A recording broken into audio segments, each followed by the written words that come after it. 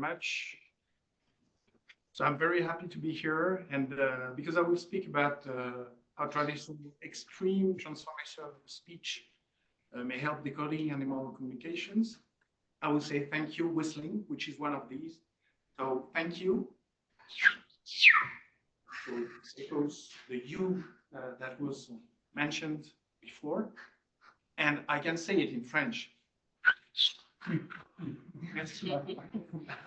Or because I put here a Greek woman, I can say Efkaristo. Well, and why did I put also on the right Tucano is that, and why did I put also this forest? I won't speak about signaling plants, but the environment is important for communication and for the development of these communications with whistling. It appears that the constraints of forests and of long distance communications in mountains favors development of that. And so the Indians with whom I worked first when I was in the Amazon told me, but we do the same with the animals. Sorry, I'm going to interrupt. The remotes don't see the screen share. Sorry? The remote people aren't seeing the screen share. Just called in tech. You should be here in a second. I want to see if we can quickly get to where the controls is.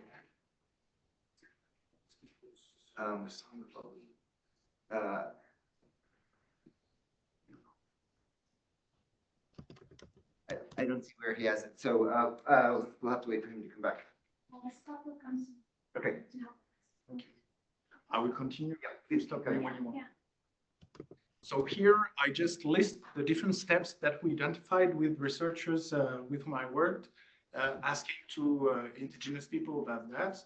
And they mentioned the call of the toucan, Tucano.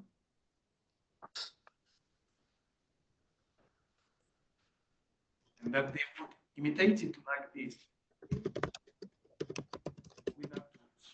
We recorded imitations with the Wayampi people, the Gavion people, the Sowi people, and the hunters know approximately, depends, but the best ones know approximately 50 imitations like that, different birds.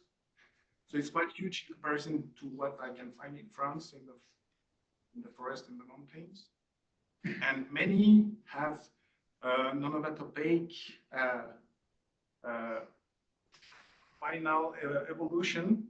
I put onomatopoetic because I have always had a problem in English with this name, but you will see that it could be also poetic.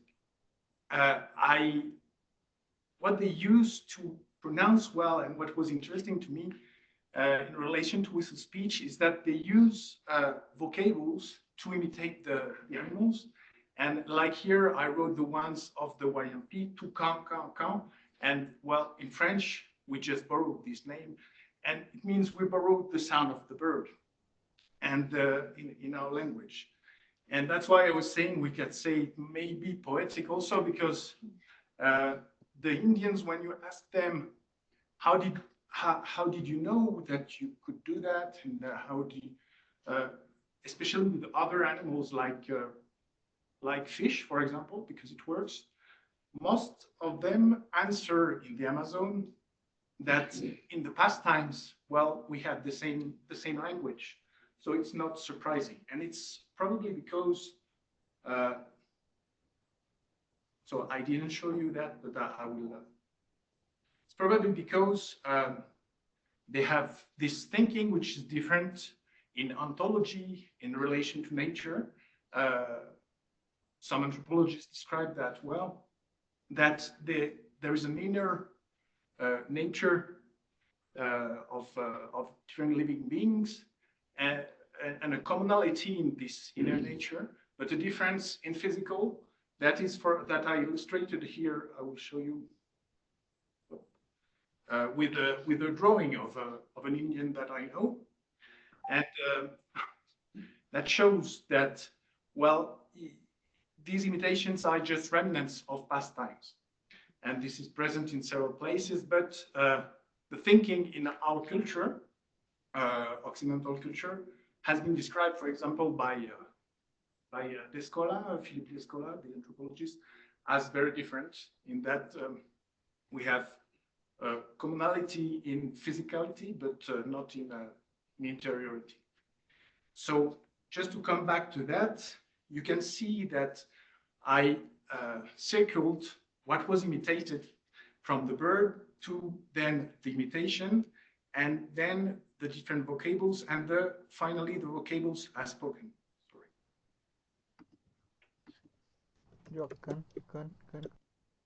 So there is the repetition, there is the rhythm, which is important, and this goes into a word finally in the two languages about which I spoke here.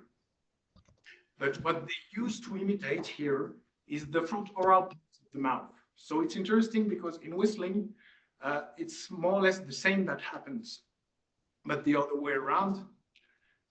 So here in the imitation, we have this linguistic representation of animal calls, and it's widespread in the world. Even ornithologists use that.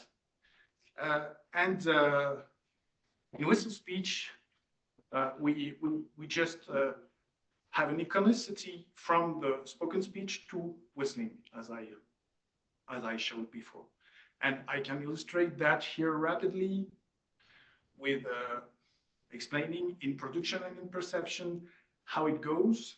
There is this similarity in listening between what I circled here in the whistling and in the speaking. Καλώς ήρθατε, τι θέλετε? So this is in Greek. And I used the vowels because it's simpler. Καλώς ήρθατε, τι θέλετε? And you see that in what they take in reality is the compact areas, the most compact areas of the vowels, and which are in the frequencies that help to identify well these vowels and to categorize them separately, like they did before. And of course, there are. So I spoke about the fact that it's different from the voice, because in the voice, as you see on the chart on the left, you have many aspects of control of articulators. But here with whistling, it's much more constrained. The mouth is more closed. So it's not exactly a translation or an imitation directly of what is made in the formants. It's more also a synthesis, but made by the mouth, which is pronouncing the same things, but while blowing.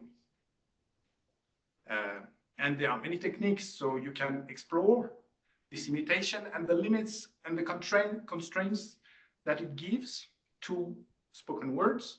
The advantage is that with words, we know what people say, so we can explore this reduction. And of course, as was said also before, so it's good I come after, there are, because the signal is much simpler, there are much more confusions made, even if it's still enough to be understood when it's a full sentence. Here you can see that in Spanish, the guy misunderstood esas cholas, which means these sleepers, for aceitunas, which is olives. So it's quite a big confusion, but at the same time, the confusions for the consonants, the vowels are logical, meaning that when we confound S with T, for example,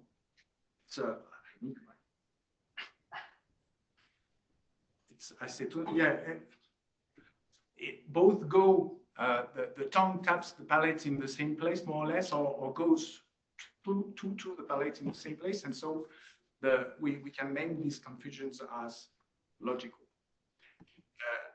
Another example of how we can explore constraints with that is when we look at even greater constraints for whistling.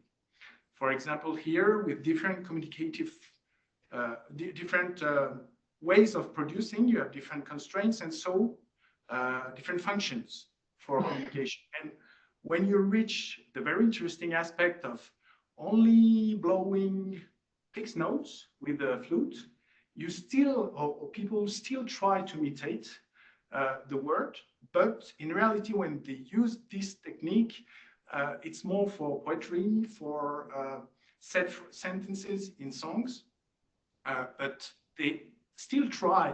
When I ask them to go farther than what they are used to do in songs, they still can try to imitate here.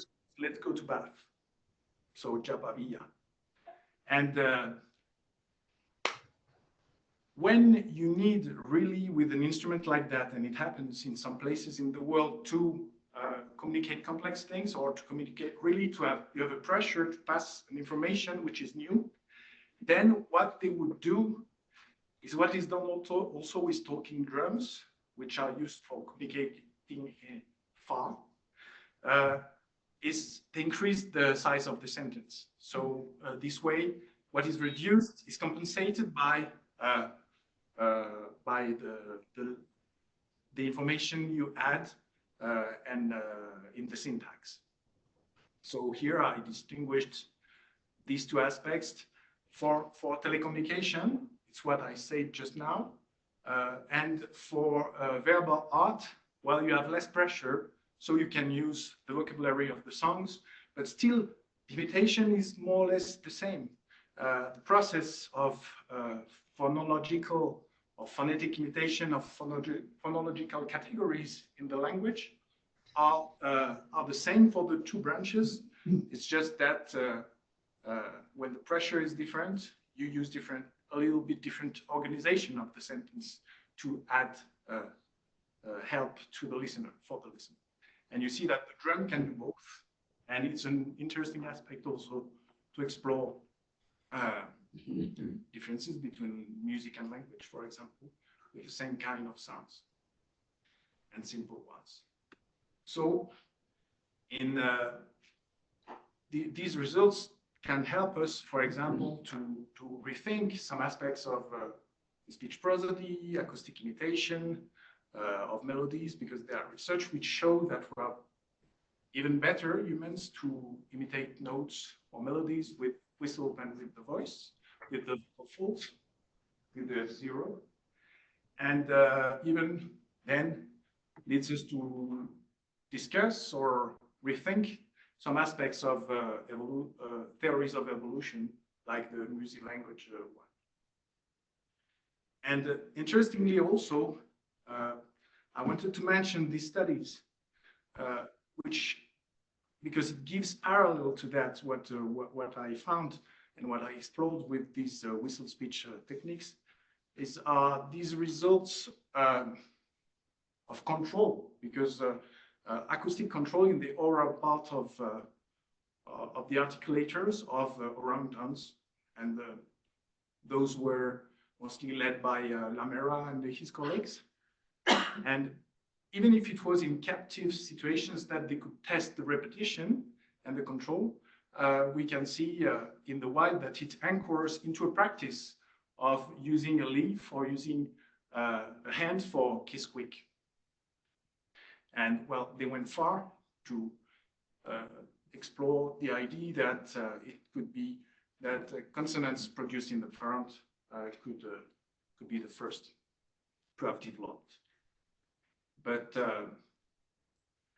now I would like you to listen I will have just one, to the drum, oops, and its organization. You will see that I cut in different parts, because there is an introduction, then there is the addressee, then there is the message which is new, and then there is a conclusion.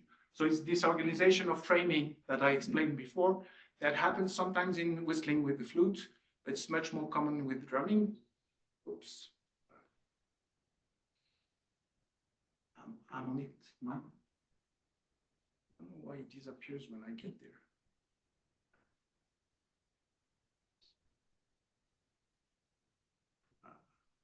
Maybe you come out of the... It's okay. 이켜 가르치 와이켜 이 비암나 맥바르 거의 착히 이 지라 지베네 티니 伊桥开的起话伊家伊 Please 比 all 俺们那边关的可以下去，伊只要几遍呢的呢。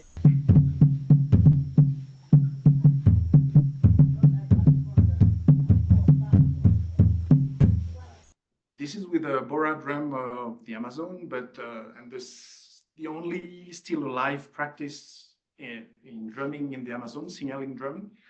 And here you see below A-way drummer and the same sentence whistled, drummed, and you see the different strategy in acoustics which adapts to show different strategies for long distance communication. The whistle is more modulating and simplification in frequency, while the drum is more low frequency, the strategy of the whales or of elephants, and low frequency, but still with frequencies which are distinguished for the tones, for example, and the rhythm. So it's good also for us as linguists to analyze the aspects more in a simplified way, because the work is made by the drummer or the whistler. And what we did is that for this drum of the Amazon, we measured the interbeat differences and we related them to V2V intervals. We know that onsets are important for perception of syllables, and we found that this was the most important for what the drummers imitate in the voice, and not the syllables. So, and interestingly, I found a study. There is one study which speaks about organization of sperm whales and compares, because they consulted a drummer, very famous one, a Wolof called the son of Dudun Diaoros, Aronan Diaoros. He's still alive, I think. And he said, oh, that's just like us when we play in ensembles. But in reality, so then they tried to find that on a very limited set of data. I don't know if they continued, but I don't think so. But interestingly, they were using these interclick differences. And when we looked at the Bora drums that you see above, well, finally, we found that there were different strategies and drums, rhythms for each drummer. But the identity of what was played, identifying more what they were drumming was what they were saying. And in reality, when you interview drummers, and I don't have the time to show this film, but I recommend you to go to see, because it's very clear. The drummers in Africa explain you that in many times what they do is that they play a rhythm which is a word that they repeat on a small drum, and the big drummer, the one who leads, the chief of orchestra, he comes and gives back the organizers, and so he uses the different drums rhythms to combine them. So it's not exactly the lead in the way the scientists analyzing the sperm whales did, but there is some similarity, but perhaps more complexity when we speak with the drummers. Oh, 1 minute. Yes. Okay. So now I will just, I will pass that, but go back to whistling and show that, well, with whistling, you still can have complex past complex words and sentences. And I will just go to what we did with Diana to complete in a paper where we try to follow the indications of René Guy Busnel, with whom we work both, that these whistle speech could help to unravel some aspects of complexity in the message. And as we know, what he said, to perhaps then decode other species whistles, like dolphins.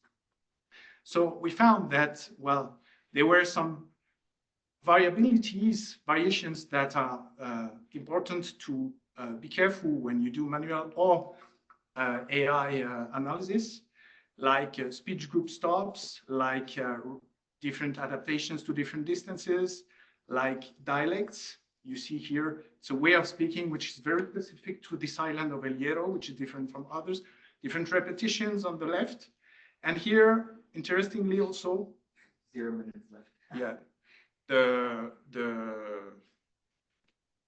fatigue communication. And so, well, I had other ideas, but it's a bit the same. And I will leave that to the community so we can discuss that also. And there is the paper that you can read. Thank you.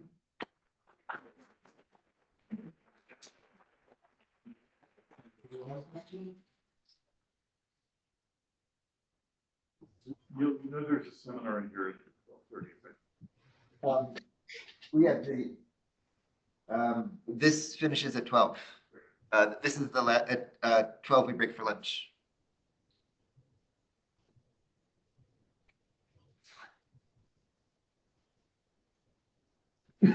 Okay.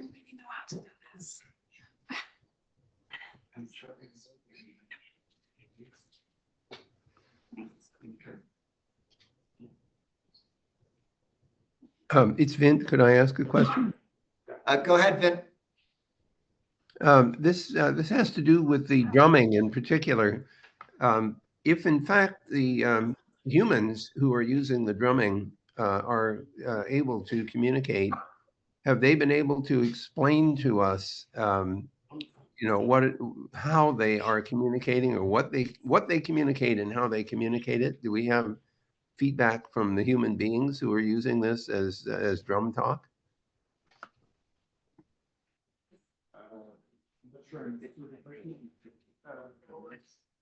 What we were working with, when we ask to the drummers to play their communication, we ask them to do as they do in their tradition. And sometimes it's for reciting some text, like in music. Sometimes it's more for passing messages in the distance, like what I showed with the Bora. And then you can ask for new information, like bring me the sneakers. We tried that, and they can, but it's more difficult than when it's things they are used to. Okay, thank you.